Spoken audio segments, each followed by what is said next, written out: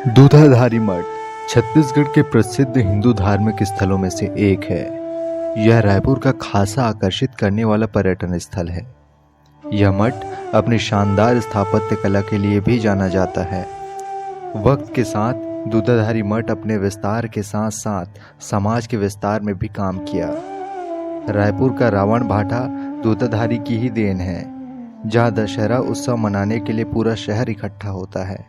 वहीं भाटा गांव स्थित अंतर्राज्यीय बस टर्मिनल भी मठ की ही देन है, जहां से प्रदेश समेत देश के अन्य हिस्सों के लिए बस का संचालन किया जाता है। वहीं वीआईपी रोड पर स्थित राम मंदिर भी मठ की ही जमीन पर बना है। रावण भाटा स्थित नलघर भी मठ की ही जमीन पर है।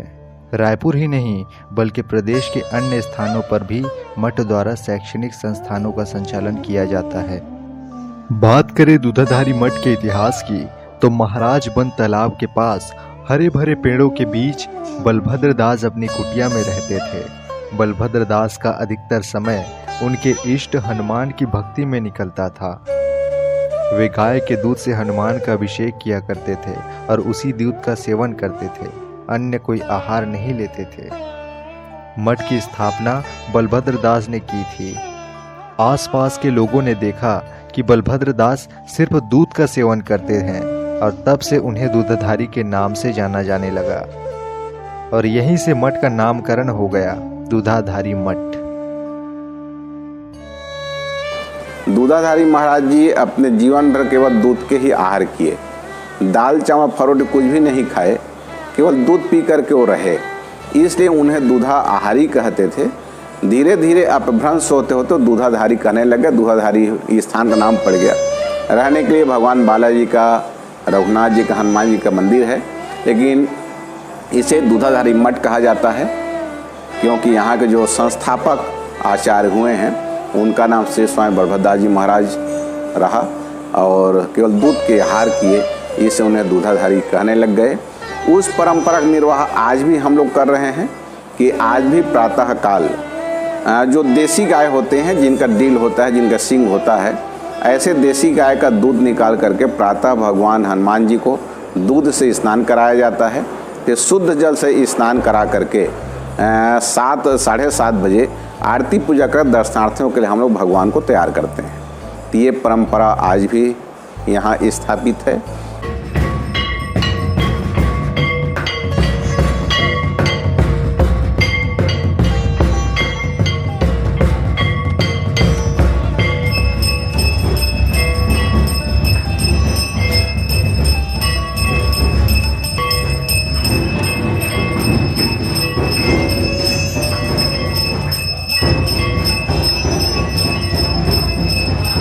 मठ की सीढ़ियां चढ़ते ही सामने मोटी लोहे की सलाखों से बने मंदिर का मुख्य द्वार है, जिसके ऊपर लगे सफेद मार्बल में लिखा है श्री दूधाधारी मठ, स्थापित संवत 1610 यानी सन 1554। मठ भले ही ब्रिटिश काल से पहले स्थापित हुआ था, लेकिन आज दिखाई देने वाले मठ का निर्माण ब्रिटिश काल में हुआ था, जिससे मंदिर को बाहर से देखते ही मन में ब्रिटिश काल की झलक सामने आ जाती है। छत्तीसगढ़ की राजधानी रायपुर में स्थित यह श्री दूधाधारी मठ पारा है। छत्तीसगढ़ की लगभग सबसे प्राचीनतम स्थानों में से एक है श्री दूधाधारी मठ। इसकी स्थापना संवत 1610 में नागपुर के राजा रघुराव जी भोसले के द्वारा कराया गया और उस समय श्री दूधाधारी मठ के जो आदि आचार्य आदि महंत हुआ करते थे वो हैं श्री स्वामी बलभद्र दास जी महाराज। जिस समय पूरा रायपुर शहर जंगल था, उस समय इस स्थान पर एक कुटिया बना करके वो निवास किया करते थे। जंगल में एक टीलानुमा स्थान पर एक मूर्ति स्थापित था जो देखने से हनुमान जी हैं ऐसे दिखाई देते थे। दूधाधारी महाराज ने देखा कि एक सुरही गाय, जो जंगल में सुरही गाय रहती हैं, तो एक सुरही गाय रोज आती है नित्य प्रति आ करके अपने स्तन से स्वयं दूध निकाल करके उस मूर्ति के स्नान खिलाकर चली जाया करती है। ये रोज नित्य प्रति का उनका नियम था। दुआधारी महाराज ने वहीं बगल में ही कुटिया बनाकर निवास करने लगे। कुछ दिन के बाद नागपुर के राजा रघुराव जी भोसले शिकार करने के बहाने जंगल पे आए अपने लौ लश्कर सेना सहित, और जंगल में इतने अंदर घुस गए कि उनको पता ही चला कितना अंदर वो आ गए हैं। उनको जब भूख प्यास सताने लगा तब फिर अपने क्षुधा में उठाने के लिए, भूख मिटाने के लिए वो ढूंढने लगे। जंगल उन्होंने देखा कि एक कुटिया दिखाई दे रहा है। नज़दीक आकर उन्होंने देखा कि कुटिया के सामने एक संत जी ध्यान में मग्न हैं और वो स्वामी जी के एक तरफ शेर बैठा हुआ है और दूसरी तरफ गाय बैठी हुई है। एक हिंसक प्राणी के सामने गाय को निश्चिंत होकर बैठे हुए देख करके राजा साहब उनके सहयोगियों को बड़ा आश्चर्य हुआ। वो वहीं सामने ही बैठ गए।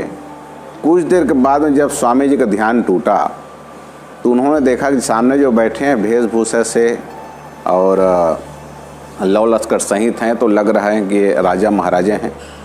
जब बातचीत हुई तो राजा साहब ने अपना परिचय दिया कि मैं नागपुर का राजा रघुराव भोसले हूँ और हम लोग जंगल में भटक गए हैं, भूख प्यास लगी है। तो स्वामी जी के निर्देश पा करके आश्रम में जो उनके शिष्यगण थे वे लोग वन में जंगल में जो भी फल फूल मिला उससे वे लोग राजा साहब का आगत स्वागत किए, उनका क्षुधा मिटा। सुख दुख की जब बात हुई तब राजा साहब ने कहा कि मैं बहुत सुखी जी हूँ, मुझे किसी पर कहीं कोई कष्ट नहीं है, लेकिन एक चिंता मुझे सदा ही बनी रहती है कि मेरे बाद मेरे इस राज्य का क्या होगा, क्योंकि मेरे कोई संतान नहीं है। स्वामी जी ने कहा कि मैं भगवान हनुमान जी का भक्त हूँ, उनका मैं सेवा करता हूँ, आपको जो भी बात कहनी है आप हनुमान जी को सुनाइए। राजा साहब ने अपनी बात हनुमान जी सुनाए, फिर वो अपने राज्य को, अपने महल को वापस चले गए। साल भर के अंदर उनके यहाँ पुत्र रत्न की प्राप्ति हो गया। फिर सब परिवार पुनः आए, दुआधारी महाराज का आशीर्वाद लिए, हनुमान जी पूजा अर्चना किए और उस समय उन्होंने इच्छा जाहिर किया कि मैं यहाँ एक मंदिर बनवाना चाहता हूँ। तब फिर श्री स्वामी बलभद्रदास जी महाराज ने कहा कि आपकी इच्छा बनवा लीजिए। तो फिर बालाजी मंदिर का निर्माण उन्होंने करवाया। बालाजी मंदिर का निर्माण पूर्ण हुआ 1610 संवत में। भगवान बालाजी यहाँ विराजमान हुए। हनुमान जी महाराज पूर्व दिशा में आराम से विराजमान थे, लेकिन उस समय बालाजी भगवान को उत्तराभिमुख पधराया गया और हनुमान जी महाराज के बगल में बालाजी महाराज आया करते थे। तो हनुमान जी महाराज विचार किया कि मेरे स्वामी मेरे बगल में आ रहे हैं, यह स्पष्ट दर्शन नहीं हो रहा है। ये कहकर उन्होंने स्वतः ही करवट ले लिया। आज भी आप दर्शन करेंगे संगम हनुमान जी का तो उनका सारा शरीर पूर्व दिशा में है और केवल चेहरा उनका दक्षिणाभिमुख हुआ है। स्वयं दक्षिणाभिमुख हुए हैं, इसलिए बहुत ही सिद्धि प्रदाता हैं, हर किसी की मनोकामना को पूर्ण करते हैं। इसीलिए आप वहाँ जब दर्शन करेंगे तो उसमें बहुत सारे लाल कपड़े में नारियल बंधा हुआ है। भक्तगण आते हैं अपने मनोकामना पूर्ति के लिए, नारियल बांध जाते हैं। तो ये यहाँ की परंपरा, ये यहाँ की परिपाटी है। यूँ तो मठ में बलभद्रदास के बाद कई महंत हुए जिन्होंने मठाधीश का पद संभाला। उन्हीं में से एक थे महंत वैष्णव दास। ऐसे महंत जो स्वतंत्रता की लड़ाई में जेल भी गए। उस समय ऐसा कोई भी निर्णय लेने से पहले मठ संगठन की सहमति लेना जरूरी माना जाता था। वो महंत वैष्णव दास ही थे जिन्होंने महिला उच्च शिक्षा के लिए एक बड़ा कदम उठाया था। इन्होंने ही रायपुर में डीबी महिला महाविद्यालय और संस्कृत महाविद्यालय की शुरुआत की। धीरे धीरे दुआधारी मठ की यश कीर्ति फैलने लगा, गांव की संख्या बढ़ने लगी और आज दुआधारी मठ एक धार्मिक आध्यात्मिक संस्था तो है ही, साथ ही साथ अपने सामाजिक दायित्वों का भी यह निर्वाह कर रहा है। सन 1939 को जब हमारा भारत स्वतंत्र भी नहीं हुआ था, उस समय शिक्षा के प्रचार प्रसार के लिए ग्रामीण क्षेत्रों में भी शिक्षा का प्रचार प्रसार हो, इस उद्देश्य से श्रद्धेय राजेश्री महंत वैष्णव दास जी महाराज जो हमारे श्रद्धेय गुरु जी हैं, उन्होंने सन 1939 में विद्या मंदिर की स्थापना राजिम के पास लगा हुआ गांव है पिपरौद, वहां उन्होंने स्थापना करवाया। सन 1936 में देववाणी संस्कृत भाषा के प्रचार प्रसार के लिए प्राच्य संस्कृत विद्यालय की स्थापना दुआधारी मठ में ही उन्होंने करवाया।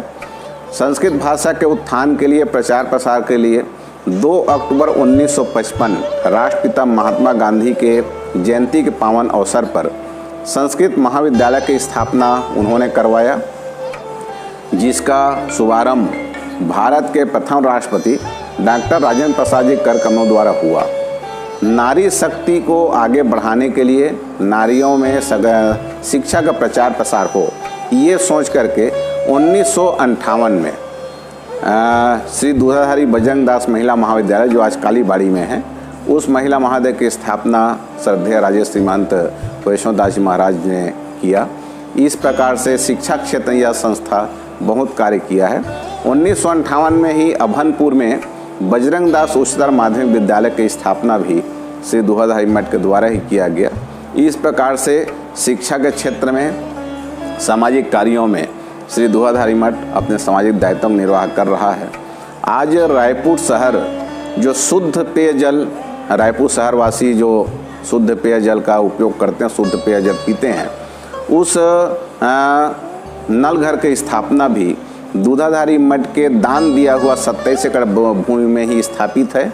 यह उस समय दान में दिया हुआ जमीन है जिस समय रायपुर नगर निगम न होकर के नगर पालिका हुआ करता था, तब ये जमीन दान में दिया गया। छत्तीसगढ़ की राजधानी रायपुर में स्थित यह श्री दूधाधारी मठ है।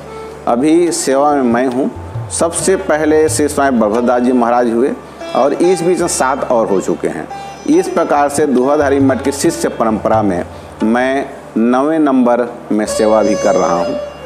अब मेरा यह सौभाग्य है कि भारतवर्ष का प्रसिद्ध यह श्री दूधाधारी मठ में मैं स्वयं विद्यार्थी के रूप में रहा। विद्यार्थी के रूप में मैंने यहाँ अध्ययन किया, सेवा कार्य किया। अब आज यहाँ के प्रमुख सेवा के रूप में आज मैं सेवा कर रहा हूँ। ये मेरा अपना सौभाग्य है। मुख्य द्वार पार करने पर ऊपर में देखे तो लकड़ी का स्तंभ छत को संभाल रहा है, जिसके बाद मुख्य द्वार से भी बड़ा दरवाजा बना है जो लकड़ी का है। उसे छूने मात्र से आपको उसके भार का अंदाजा हो जाएगा। लकड़ी का दरवाजा पार करते ही एक सीध में छोटे छोटे मंदिर है, जो कि वहां बन रहे महंत के चिन्ह हैं, जिन्होंने मठ में अपनी सेवा दी है। इन छोटे मंदिरों से जरूर मुख्य मंदिर का मुख छुप जाता है। भगवान के दर्शन इनको पार करने पर ही होता है।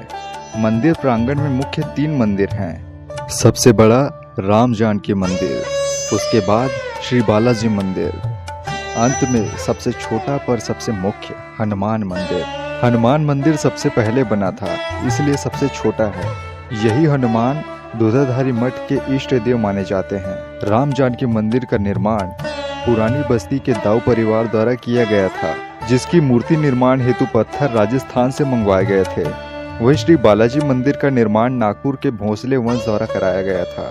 पहले हनुमान जी का निर्माण स्वयंभू है, उनके बाद बालाजी के 100-150 साल बाद इनका निर्माण कराया गया और इनको पुरानी बस्ती के दाऊ फैमिली वाले बनाए। चारों ओर ऊंची दीवारों से घिरा हुआ मठ एक किले की तरह है। उन दीवारों के ऊपर जाने की सीढ़ियां भी है, जिसे देखकर ऐसा लगता है मानो पुराने समय में दीवारों के ऊपर निगरानी की जाती हो। मठ की महत्ता को और बढ़ाते हुए मठ प्रांगण में पुराना कुआं भी है, जिसका उपयोग आज भी किया जाता है। इन सब के अलावा मठ में एक छात्रावास भी है, जहां विद्यार्थियों को रहने खाने की सुविधा निःशुल्क दी जाती है। मठ की एक खासियत यह है कि यहाँ 2 रसोइया है, एक सीता और दूसरा अनुसुईया। सीता में सुबह का खाना बनता है तो वहीं अनुसुईया में शाम का। यहाँ आज भी बड़े बड़े चूल्हों में खाना पकाया जाता है।